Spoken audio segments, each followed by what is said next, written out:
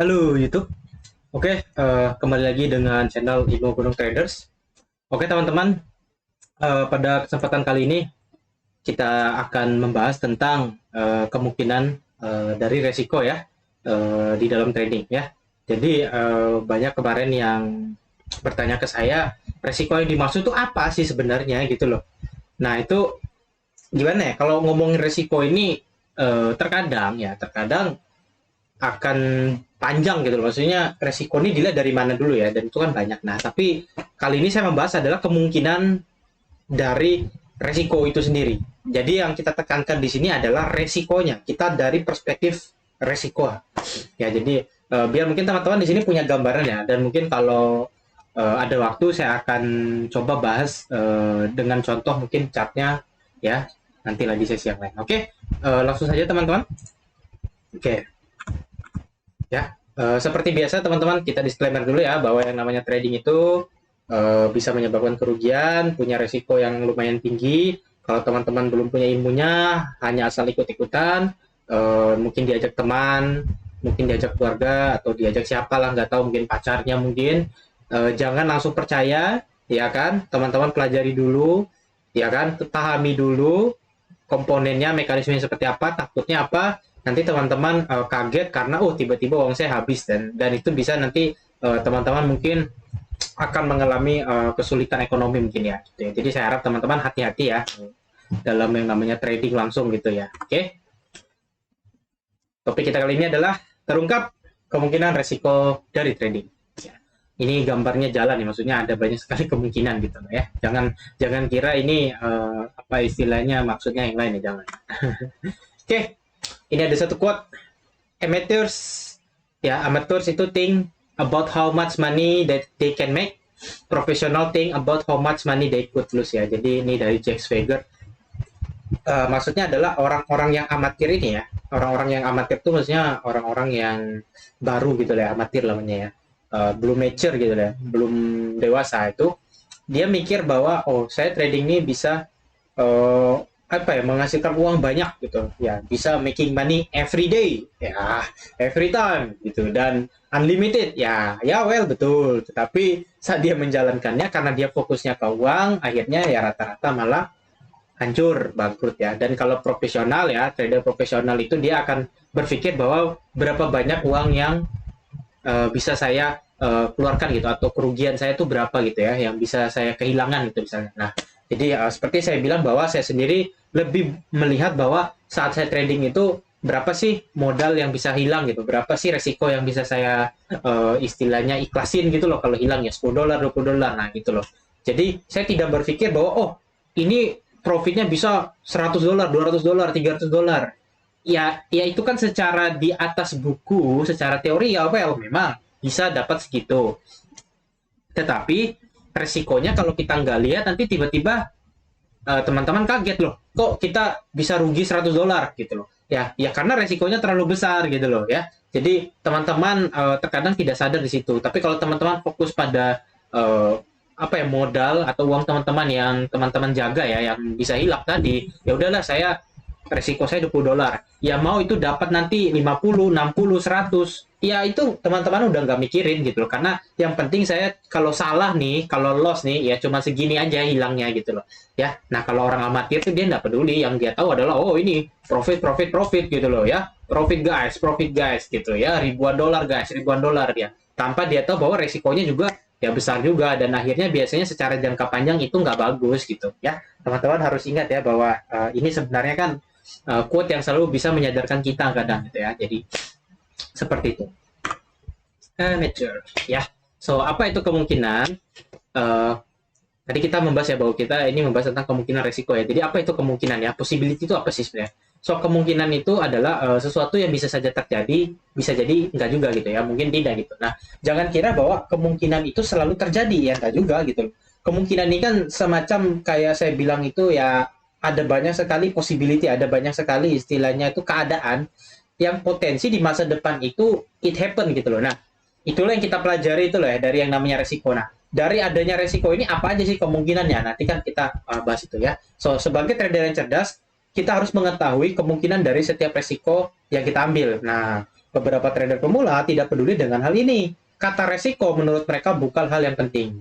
Yang penting bagi mereka adalah metode yang hebat, profit yang banyak, dan bebas keluar masuk pasar sesuka hati. Nah, ini biasanya trader-trader pemula, mereka akan fokus untuk, wah, ini modal saya segini, wah, ini saya akan menghasilkan sekian. Gitu loh. Wah, saya sudah menguasai metode ini, ya. Saya beli harga metode saya ini 100 juta. Sudah pasti metode saya ini hebat.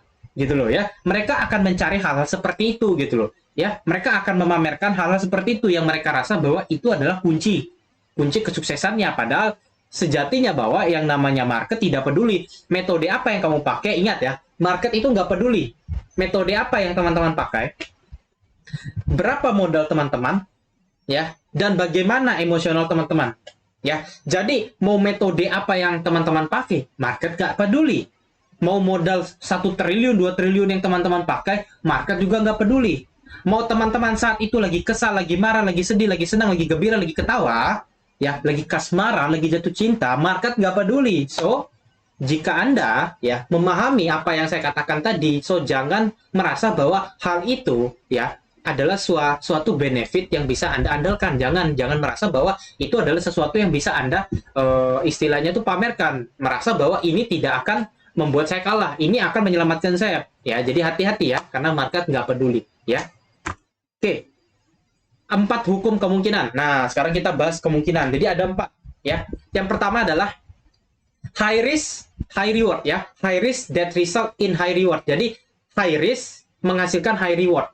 Gitu loh ya. Jadi ini buat orang-orang yang suka full margin nih. Ya, modal 1.000 jadi 5.000. Nah itu high risk, high reward.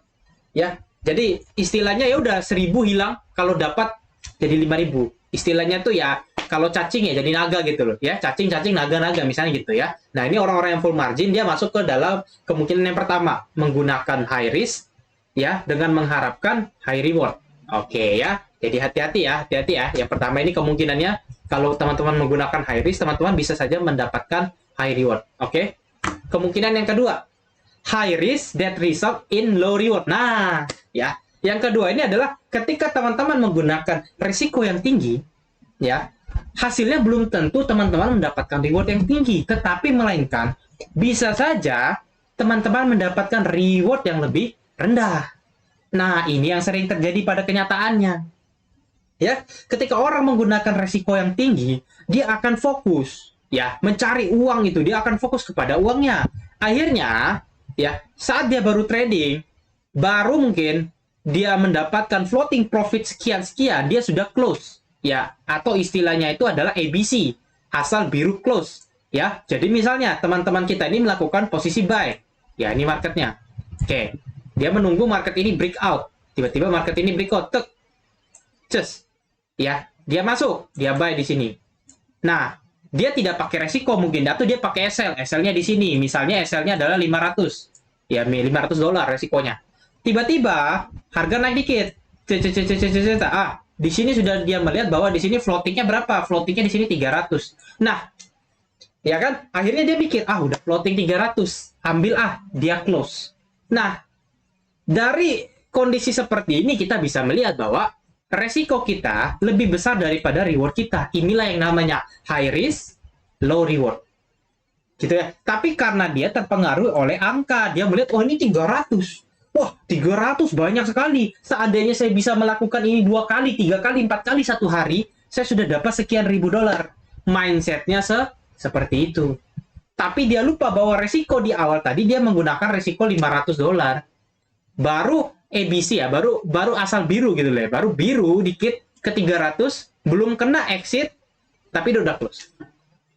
Ini yang sering terjadi. Masih mending ini 300. Ada yang baru 10 menit, harga naik dikit, dia entry harga naik dikit, SL-nya tuh di sini SL-nya, di sini entry-nya. Ya, baru naik dikit, targetnya tuh di sini masih jauh. Ya, di sini targetnya nih. Dia langsung close. Di sini dia close. Ya, dia lihat floating, ini floating sudah 600. Padahal resiko yang dia pakai di sini 1.500, misalnya gitu. Jadi resikonya dia 1.500, rewardnya 600, tapi dia melihat angka 600 itu, 600 ini sudah bisa beli smartphone baru. Sudah bisa healing ke Bali, ya kan? Udah bisa beli tiket pesawat, ya kan? Sewa villa 2 hari, makan enak. dia ambil, tapi di awal dia resikonya 1.500. Nah, apa yang terjadi dengan kondisi seperti ini biasanya adalah ketika orang ini mengalami kerugian atau consecutive loss lebih dari 5 kali, biasanya sudah habis modalnya. Ya, kenapa? Karena rewardnya lebih kecil daripada risk. Ya, harusnya kan reward itu harus lebih besar daripada resiko gitu loh. Hasil itu harus lebih besar daripada resiko. Kalau dia lebih kecil daripada resiko, resikonya yang lebih besar. Akhirnya apa? Nanti nggak nutup gitu loh ya. Jadi kayak teman-teman itu misalnya lossnya berapa? Misalnya di sini 200, 200, 300, 400, 200.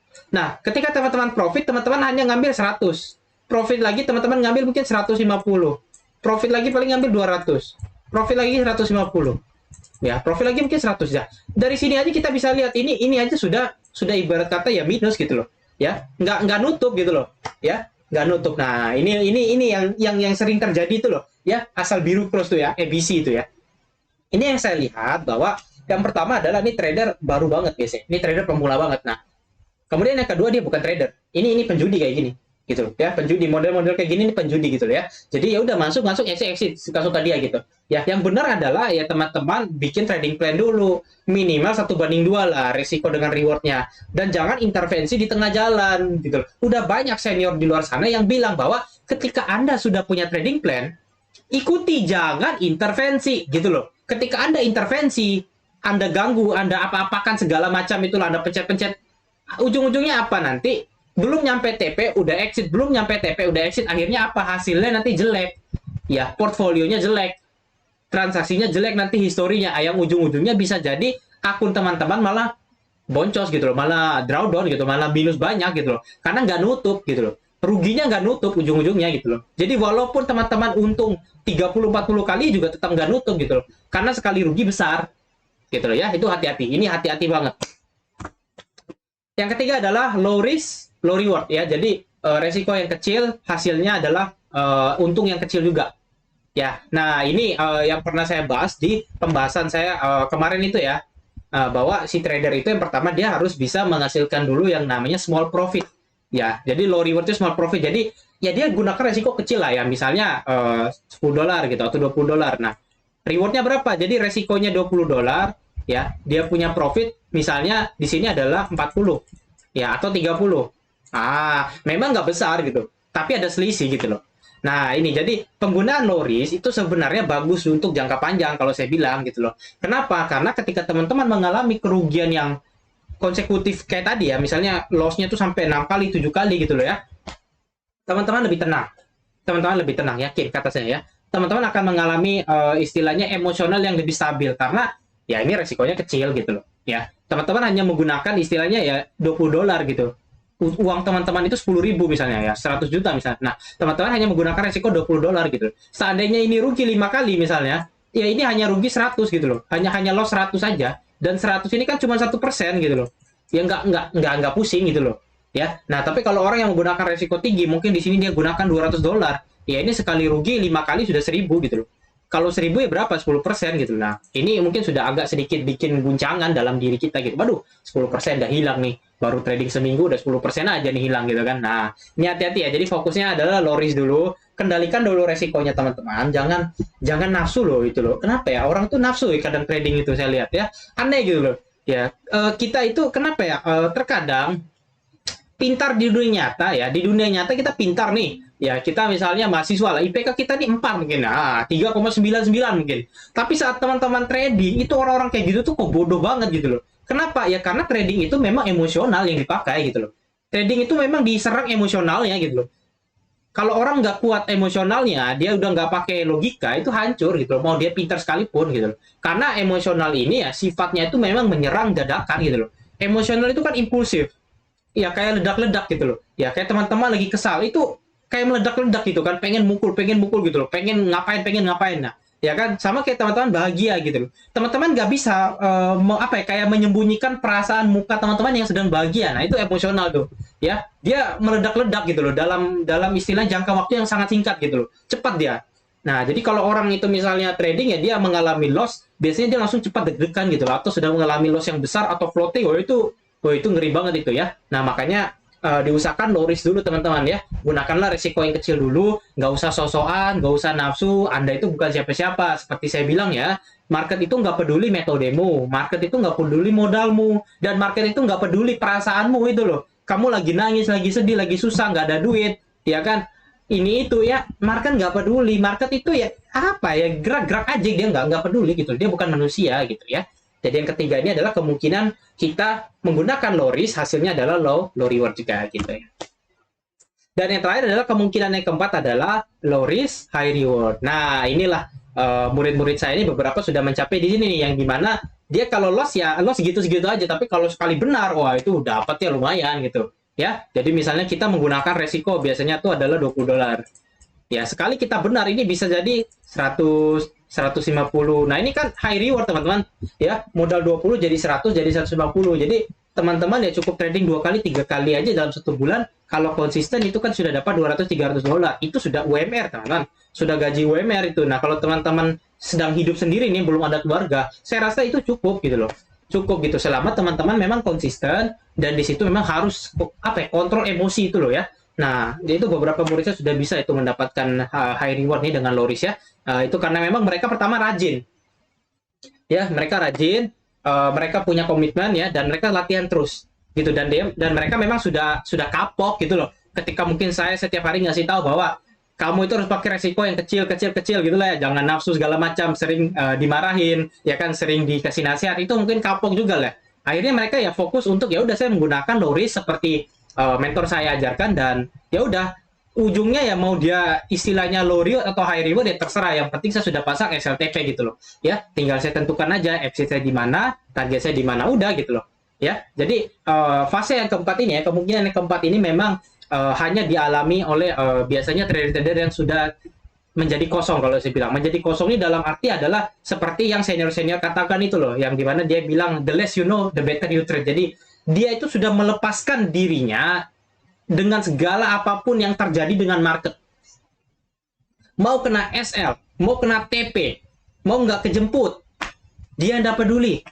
Gitu loh. Karena dia sudah melepaskan dirinya gitu, dia udah kosong gitu loh. Dia datang ke market menjadi orang bodoh. Gitu loh. Dia nggak mau ngatur gitu loh ya. Dan hasilnya malah high reward gitu loh.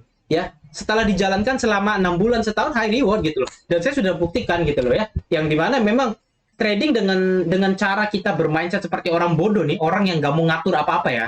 Jangan kayak orang so pintar lah, apa-apa itu pengen diatur. Nah, kita trading seperti orang bodoh, kita trading seperti orang yang nggak tahu apa-apa. Ya, pasang entry, exit TP, entry, exit TP. Kita lakukan itu dalam setahun. Hasilnya bagus juga gitu loh. Konsisten juga gitu loh hasilnya. Ya, dibanding kita setiap minggu ganti metode, 1 kali loss, 2 kali loss, ganti metode, 1 kali loss, 2 kali loss, ganti metode lagi, ganti lagi, setiap minggu ganti metode. Ya, terus ini pakai modal $1.000 nggak bisa untung, naikin jadi $2.000, loss juga, naikin lagi $5.000, loss terus, modalnya digedein segala macam, tetap aja loss, nggak guna gitu loh. Kenapa ya? Karena memang pertama adalah mentalnya belum ada gitu loh ya, mentalnya belum ada, mindsetnya belum ada, ilmunya belum ada gitu.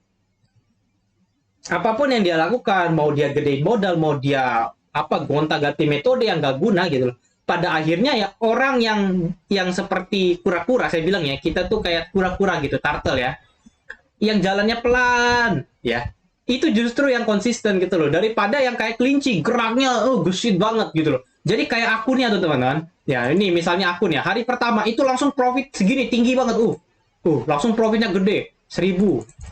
Nah, hari kedua gede banget. Nah, hari ketiga nih dia minus gitu loh, hari keempat dia profit dikit, hari kelima dia minus lagi. Nah, terus hari keenam dia minus dalam lagi. Nah, ini orang yang kayak gini kita kita nggak ngikutin kayak gini. Yang kita ngikutin adalah orang yang konsisten aja gitu ya, yang dia bertahap gitu, profitnya udah kecil aja ya, konsisten aja, kecil-kecil aja gitu. Nah, nggak usah yang besar-besar, paling ada besar dikit gitu, kemudian kecil lagi. Nah, kita nyarinya yang pertumbuhannya tuh slow aja gitu loh ya, yang penting konsisten, bukan yang profit besar gitu loh. Enggak gitu loh. Kenapa? Ya karena kita udah mengetahui 4 hukum kemungkinan gitu loh. Ketika kamu menggunakan risiko yang besar, kamu bisa jadi dapat reward yang besar juga, betul ya kan, profit besar juga, betul. Tapi bisa jadi kamu juga rewardnya lebih kecil, yaitu ya nggak sebanding gitu loh ya kan, nggak nutup nanti. Nah, lebih baik menggunakan resiko yang kecil aja gitu loh. Ya, kenapa? Karena lebih aman secara jangka panjang. Walaupun memang jika dibandingkan dengan yang high risk, yang low risk ini paling profitnya satu hari paling cuma 30. Dibandingkan yang ini yang 1000 jauh, 30 kali lipat, jauh, nggak bisa ngikut. Tetapi secara jangka panjang, kita kan kura-kura saya bilang tadi ya. Jangka panjang kita nih, ya. 5 tahun, ya minimal 2 tahun lah jalan. Ini yang dia profitnya konsisten kan nggak mungkin 30 terus, mungkin jadi 60 sekarang. Konsisten aja terus. Itu dalam 5 tahun berhasil. Ya, bahkan setahun pun bisa berhasil gitu loh. Daripada yang profitnya besar-besar gitu, wih ngeri gitu loh. Saya nggak cocok yang seperti itu. Saya cocoknya sama yang receh-receh gitu, yang dikit-dikit gitu loh. Ya, yang profitnya konsisten pelan-pelan gitu loh. Karena style saya memang adalah pertama gimana ya? Kita itu kalau sudah ngerti trading itu apa ya? Kita itu lebih konservatif, teman-teman. Konservatif dalam artian saya itu sudah nggak kayak awal-awal mula mungkin mikir, wah ini modal saya besar nih, saya akan kalahkan dia, saya akan ini itu. Sekarang kita malah kayak, aduh ini trading ini punya resiko gitu loh. Kita ya udah gunakan modal yang cukup aja, misalnya 50 juta, 100 juta udah gitu loh. Dan kita pakai resiko yang kecil aja gitu. Resiko 200, 300 ribu aja. Kita nggak sudah tidak mengejar profit besar lagi, yang kita cari ya konsistensi aja gitu. Ya, seminggu tinggal targetin aja, ya udah 1.500.000 sudah cukup gitu loh. Kita sudah bersyukur, nggak usah yang besar-besar gitu loh. Ya cuman kalau awal-awal dulu, waduh itu meledak-ledak dirinya, pengen wah ini saya harus punya modal 1M 2M biar saya bisa profit satu hari 100 juta 200 juta, mikirnya kayak gitu tuh ya. Tapi setelah kita sudah paham, sudah memahami, kemudian sudah banyak belajar juga ya kan, ikut istilahnya itu workshop sana sini, dan ya mempelajari lah dari mentor-mentor yang kita lihat itu, ya ternyata kita sadar bahwa semakin kita mengetahui, semakin kita itu konservatif, semakin cari aman gitu loh. Ya semakin kita itu fokusnya jangka panjang gitu loh, sudah nggak mikir instan-instan gitu. Karena menurut saya pada akhirnya ketika teman-teman mengalami kerugian yang besar, pada akhir-akhirnya yang benar-benar terpukul itu diri kita sendiri gitu. Market kita bilang begini loh, kalau kita mikir high risk, bahwa high risk ini high reward, berarti kita pengen rampok market itu sebanyak mungkin. Ada satu istilahnya itu, kalau saya bilang ya, satu logik yang teman-teman bisa ambil, bahwa jangan pernah berpikir Anda bisa menghabiskan uang broker atau uang di market. Ya, kenapa? Karena setiap harinya pasti ada orang rugi, pasti ada orang yang loss, gitu loh ya. Jadi ketika kita punya mindset, wah ini kita harus profit besar nih, kita harus high risk high reward nih, biar nanti uang di market itu kita ambil semua. Oh, nggak bisa, saya bilang. Uang di market itu akan selalu ada dari loss-lossnya teman-teman kita yang lain. Nah, jangan sampai Anda jadi tumbal juga ke orang-orang yang profit. Jadi kan ya itu yang logik yang teman-teman harus ingat ya, bahwa ketika teman-teman itu merasa bahwa oh ini kalau kita sering profit, kita sering withdraw, kita sering ngambil uang dari market sebanyak mungkin, market ini jadi kesal sama kita. Enggak. Market nggak pernah kesal. Dan ketika Anda rugi besar, Anda yang kena mental gitu loh. Tapi kalau market, ketika Anda high reward, ketika Anda ngambil duit ribuan dolar dari market nggak pernah ngerasa kena mental, market bahkan nggak pernah sakit.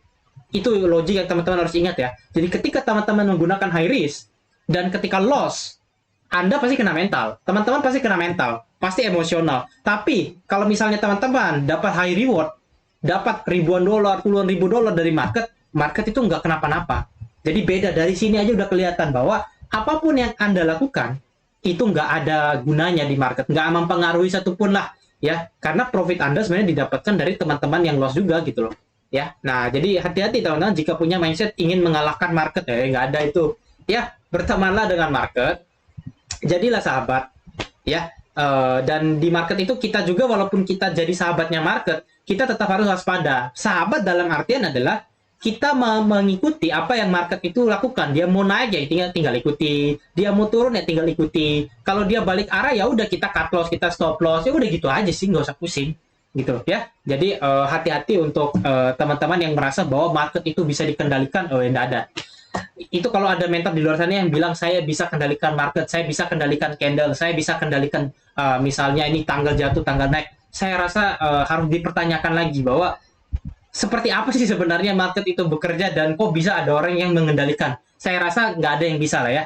Tidak ada satupun orang yang bisa mengendalikan pasar itu, nggak ada, itu bullshit lah, itu omong kosong saya bilang. Ya nggak masuk akal ya. Pasar naik naik, turun turun lah, nah gitulah. Paling kita cuma bisa analisa, dan analisa itu kan sifatnya ya analisis. Ingat ya, analisis namanya juga analisis ya. Analisa itu data aja, hanya data. Oh ini naik ke sini, target ke sini, gitu-gitu aja. Urusan dia naik dan turun kan nggak ada yang tahu teman-teman. Nah, itu random banget gitu. Itu sesuatu hal yang kalian tidak usah pusing-pusing gitu ya. Jadi fokus aja mengontrol yang namanya low risk gitu loh. Ya, mengontrol aja resikonya itu, ambil low risk gitu. Ya, karena low risk ini menghasilkan high reward atau low reward. Nah, tapi kalau high risk dia ada kemungkinan high risk itu adalah high reward atau high risk low reward, dan itu yang bahaya ya. Oke, kesimpulannya adalah setiap perdagangan yang kita ambil tidak menjamin memberi hasil yang sama. Itulah pentingnya kita untuk memilih resiko yang akan kita gunakan. Trading hanya memberi 4 hasil kemungkinan. Yang pertama adalah rugi besar, rugi kecil, untung besar, untung kecil ya. Fokus kita sebagai trader adalah mengeliminasi adanya kemungkinan terjadi kerugian besar. So ini kita eliminasi ya.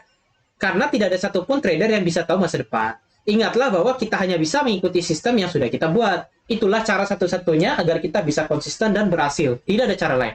Ya, jadi ingat ya teman-teman, ada 4 kemungkinan tadi ya, yang dimana kita bisa saja rugi besar, kita bisa saja rugi kecil, kita bisa saja untung besar, dan kita bisa saja untung kecil ya. Hilangkan kerugian besar tadi. Nah, kerugian besar ini memang adalah pilihan yang dimana biasanya memang si trader itu sendiri yang pengen full margin atau pengen pakai resiko yang terlalu besar. Tapi saran saya, teman-teman hindari.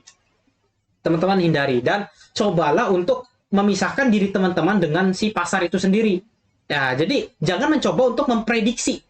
Jangan coba untuk mengatur. Kita analisa, namanya juga analisa teknikal atau analisis, market analysis, analisa pasar.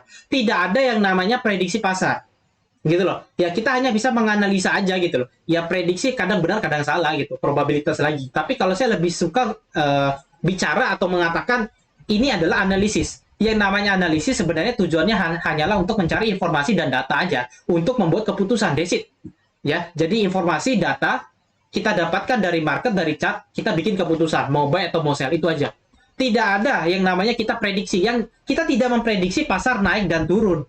Kita yang bikin keputusan untuk keputusan kita apa gitu loh. Misalnya dia naik apa, misalnya dia turun apa. Artinya kita memang punya 2 kemungkinan gitu loh ya.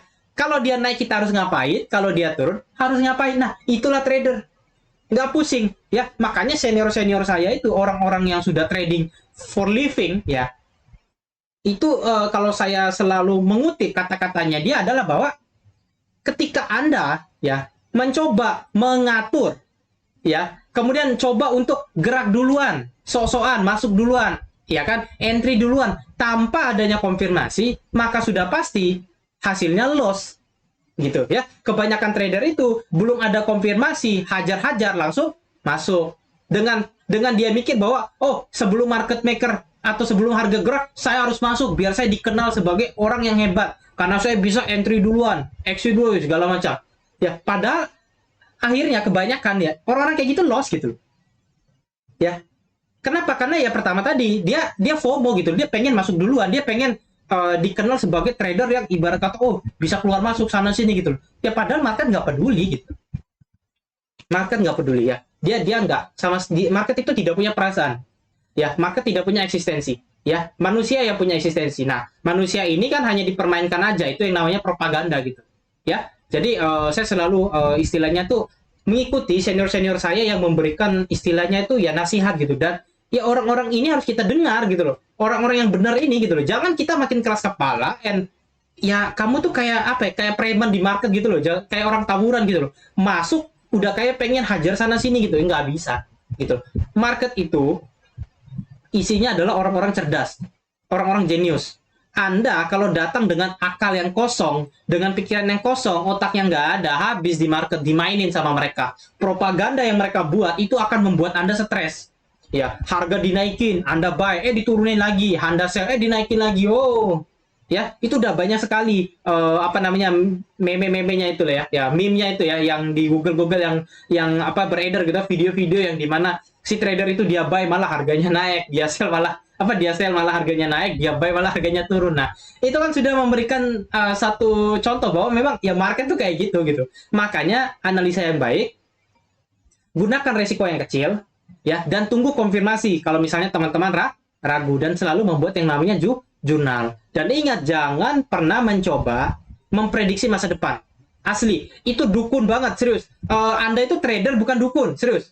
Ini sekarang trader lucu-lucu gitu loh. Ada trader, kalau dulu trader nih cuman antara dia trader atau gambler, antara penjudi sama orang yang memang trader. Nah, sekarang ada nama lagi gitu loh, trader, penjudi, dukun. Nah, dukun gitu, orang yang memprediksi misalnya ini akan turun. Nggak usah teman-teman. Bukan saya bilang bahwa orang-orang yang seperti itu salah, enggak.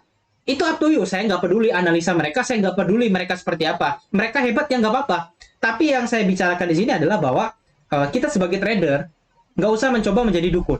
Nah, kalau misalnya market ini turun, ya udah kita ikutin, kita sell. Kalau misalnya market ini naik, ya udah kita cari buy aja, kita ikutin. Udah, jangan kita memprediksi, oh ini naik, nanti dia turun lagi. Ini turun, nanti naik lagi. Kalau kayak gitu teman-teman, nih percayalah, teman-teman saya banyak yang kayak gitu, hasilnya apa? Bodoh semua saya bilang. Bodoh semua, omong kosong. Hasilnya apa? Loss semua. Kenapa? Karena mereka stres sendiri. Saat harga naik, saya sudah mengambil posisi buy. Mereka masih mikir, ini kalau saya buy nanti turun ngomongnya. Gitu loh. Sedangkan saya ya udah, kalau turun kena sell. Kalau mereka enggak, mereka mikir 2 hari, 3 hari, tiba-tiba harga sudah terbang jauh. Apa yang terjadi? Enggak dapat apa-apa. Gitu loh. Omong kosong, makanya saya bilang. Itu karena apa? Karena mereka terlalu mikir aneh-aneh gitu loh. Saat harga lagi major trend bullish, lagi uptrend, mereka mencoba untuk mikir, oh ini uptrend kayaknya udah capek naik, ini nanti turun, gitu loh. Ini paling cuma tipuan ini tuh. Sedangkan saya nggak peduli. Yang saya lihat adalah uptrend, I follow the trend. Uptrend yang saya cari buy, ngapain saya cari sell, gitu loh. Ibarat kata, ketika roket lagi terbang, jangan kamu malah nahan, nggak ada. Roket lagi terbang itu jangan ditahan. Sama ketika harga lagi turun, pisau lagi jatuh, jangan ditahan, luka nanti tangannya gitu loh. Ya, jadi kadang orang-orang ini karena kebanyakan apa ya, kayak ya seperti senior saya bilang itu loh, terlalu banyak yang dia pikirin, entah kenapa mikirnya nggak jelas ya, pikirannya kemana-mana, itu yang menyebabkan dia akhirnya nggak jelas gitu loh, nggak objektif. Sedangkan kita hanya punya 4 kemungkinan, apalagi kalau kita sudah hilangkan yang namanya rugi besar, sisa rugi kecil, ya udah pasang SL, TP, entry, follow the trend, selesai gitu loh. Nggak usah ribet. Kalau kena SL ya nggak apa-apa, rugi kecil gitu loh, kecuali ada full margin, itu salah gitu loh ya. Makanya ingatlah itu kata-kata istilahnya para trader yang sudah hebat ya.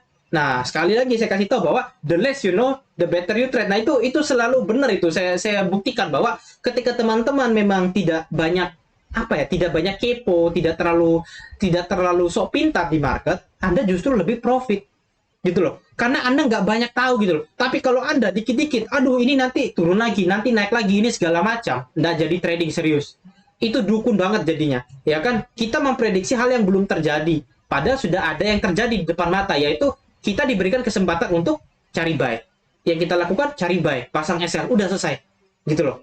Biarkan dia datang ke target, biarkan dia kena profit kita atau dia kena SL kita, biarkan ya. Itu memang adalah salah satu nasihat dari senior trader yang memang sampai hari ini selalu saya ingat gitu. Ya, jadi beliau-beliau ini memang orang hebat gitu loh. Orang-orang yang ibarat kata ya sudah mengerti bahwa trading ini hanya tentang probabilitas, jaga resiko, jaga emosional, dan kita ikuti disiplin metode kita, udah selesai.